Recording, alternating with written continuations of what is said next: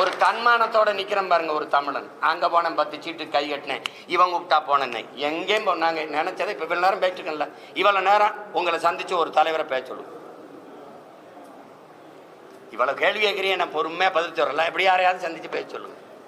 கூட்டணிக்கு மாறி மாறி போறதுக்கு ஒரு விளக்கத்தை சொல்ல சொல்லுங்க, நியாயமான ஒரு காரணத்தை சொல்ல சொல்லுங்க. நேற்று இங்க இருந்த இவனை திட்டி பேசுன, இன்னைக்கு மானம் கட்டு போய் இங்க இருக்க, அப்புறம் இவனை திட்டி பேசுற, என்னதான்டா அவன் கொள்கை கோட்பாடு அப்படின்னு இல்லையே. இந்த மாறி மாறி போறவங்களுக்கு ஒரே கோட்பாடு தானே, சீட்டு அதிகமா இருக்கணும், நோட்டு அதிகமா இருக்கணும், அங்க போவோம்ங்கிறது ஒரு கொள்கை. கொள்கைனா கொள்கை, கொள்ளு மரபு, கொள்கை கொள்கை தானே. வேற என்ன கொள்கை இருக்கு? வேற என்ன கொள்கை இருக்கு? திமுகங்கிறீங்க, திமுகவும் அதிமுகவும் வெவ்வேறு கட்சின்னு யாராவது சொல்லுங்க. அது ரெண்டு வெவ்வேறு கட்சினா வேற சித்தாந்தம் கொண்டது. பாரதிய ஜனதா காங்கிரஸ் வெவ்வேறு கட்சி, வெவ்வேறு சித்தாந்தங்கள், வெவ்வேறு கோட்பாடு, வெவ்வேறு தத்துவத்தை கொண்ட கட்சி. யாராவது சொல்லுங்க. ஒரே ஒரு கருத்துல இந்த இடத்துல காங்கிரஸ் பிஜேபியிலிருந்து மாறுபடுது ஒண்ணு, இல்ல அதிமுக திமுக இந்த இடத்துல மாறுபடுது ஒண்ணு. இப்ப ஆட்சியில் இருக்கிற திமுகவில், இப்ப இருக்கிற ஆட்சியில் இருக்கிற திமுகவில் 10க்கு மேற்பட்டவர்கள் அதிமுக அமைச்சர்கள். ஆமாவா இல்லையா? ஆமாவா இல்லையா? ஐயா சேகர் பாபு, ஐயா கண்ணப்பன், ஐயா ரகுபதி, ஐயா முத்துச்சாமி, தம்பி செந்தில் பாலாஜி, ஐயா ஏவா வேலு, வேற நேர் விட்டுனா ஐயா KK சொல்லுங்க. முதன்மையான இந்த அமைச்சர்கள் எங்க இருந்தாங்க?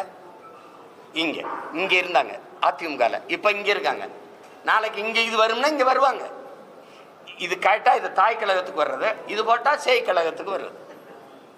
அப்போ இது சொர்ணாக்கா, திமுக ஒரு சொர்ணாக்கா, அப்புறம் இங்க இருந்து வருது ஒரு வர்ணாக்கா வருது, அப்புறம் இங்க வாசிதில் அப்புறம் சொர்ணாக்கா டைப் வருது. உங்களுக்கு புரியுதுன்னு இருக்கு. தாயை போல் பிள்ளை, நூலை போல் சேலை. தாய் கொடுமைக்காரியா இருந்தா பிள்ளை அப்படியே கோகில வாணியா பிறந்துருமா என்ன? இது கொடுமை. இது ஒரு ஏமாத்தி இந்த ஜனத்தை நாங்கள் ஆட்சியை மாத்துறோம், அதை தூக்கி எரியணும். எங்க எறிவ? யாரை வச்சு எறிவ? தீமைக்கு மாற்ற எப்படி தீமை? எந்த அடிப்படையில் அணி சேருவீங்க? எந்த அடிப்படையில்? இது என்ன அரசியல்? தேர்தல் வாக்காளர்னா யார் எங்க போறது, அவர்கள்ட்ட எவ்வளவு பேசுறது, இவள்கிட்ட இது கேவலம். இதெல்லாம் இந்த பேரம் பேசுறது பொலிட்டிக்கல் ரெவல்யூஷன் அப்படின்னு தான் வருது. எல்லாம் அரசியல் மாறுதல், அரசியல் புரட்சி அப்படின்னு தான் வர்றாங்க. அப்புறம் அது அரசியல் பிசினஸ் ஆகுது, பொலிட்டிக்கல் பிசினஸ் ஆகுது. கடைசியா எங்க வருது? கொச்சையா சொன்னது கடைசியா அப்படியே இருக்கு. எவன் அதிக காசு கொடுக்குறானோ அவன்கிட்ட போறது, எவன் அதிக இடம் கொடுக்குறானோ அவன்கிட்ட போறதுன்னா அதுக்கு பேர் என்னன்னு நீங்களே முடிவு பண்ணிக்க. இது எங்க போய் நிறுத்துது?